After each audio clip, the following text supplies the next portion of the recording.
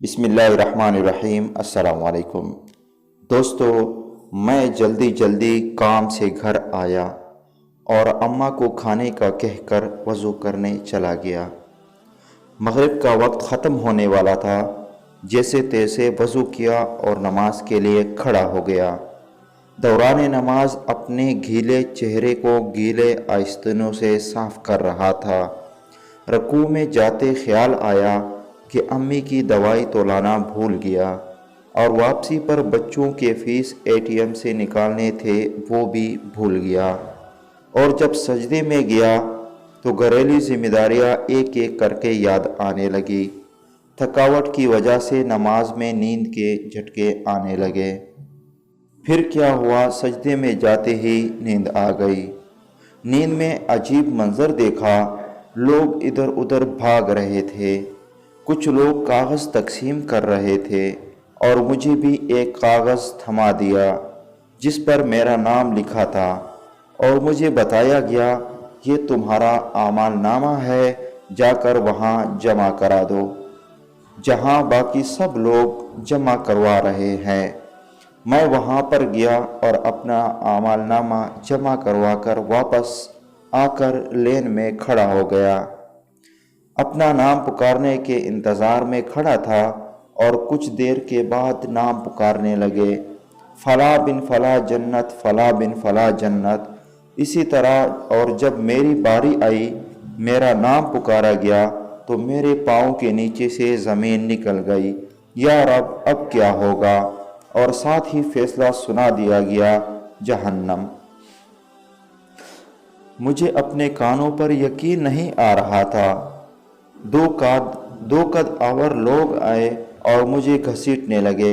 میں پکار رہا تھا، رکو رکو، یہ کسی اور کا نام ہوگا، میرا تو جنت والوں میں نام آنا تھا۔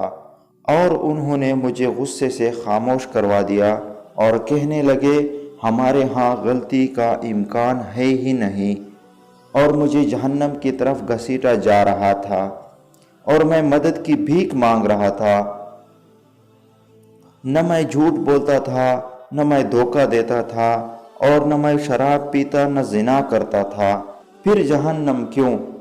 میرا کوئی سننے کو تیار نہ تھا۔ اور پھر جہنم کی گرمی مجھے محسوس ہونے لگی، اور مجھے جہنم کے کالے گڑھے میں پھینکنے کی تیاری کر رہے تھے۔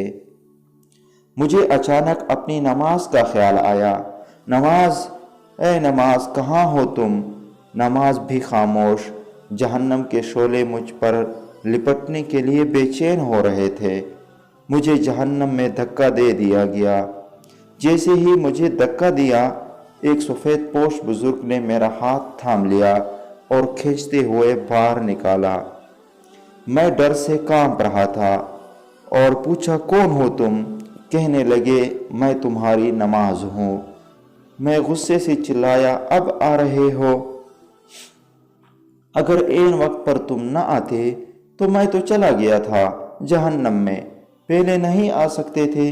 میری نماز مجھ سے کہنے لگی، اللہ اکبر، میری نماز مجھ سے کہنے لگی، جیسے تم مجھے تاخیر سے پڑھتے تھے، اسی طرح میں بھی تمہارے پاس تاخیر سے آئی۔ کبھی وقت پر تم نے مجھے ادا کیا ہی نہیں، کبھی وقت پر تم نے مجھے پڑھا ہی نہیں، تو میں کیوں آؤں تمہیں بچانے کے لیے وقت پر؟ اسی طرح جب ماں نے آ کر مجھے ہلایا، میں اٹھا پسینے سے شرابور، اور مجھے حیرت ہوئی اور شکر ادا کیا کہ میں زندہ ہوں۔ یا اللہ، تیرا شکر ہے۔ ماں نے کہا، کیا ہوا بیٹا؟ تم سجدے میں نماز پکار رہے تھے۔ میں اٹھا، ماں کا ہاتھ چومنے لگا اور اللہ کا شکر ادا کرنے لگا۔ مجھے ایسے لگا کہ مجھے دوبارہ نئی زندگی ملی، اور میں نے پختہ ارادہ کیا کہ میں نماز وقت پر ادا کروں گا، جماعت کے ساتھ ادا کروں گا۔ اب دوستو، میں جہاں کہیں بھی جاتا ہوں، مجھے نماز کی فکر ہوتی ہے۔ کان ہر وقت آذان سننے کو تیار ہوتے ہیں۔ اب میں لیٹ نہیں ہونا چاہتا۔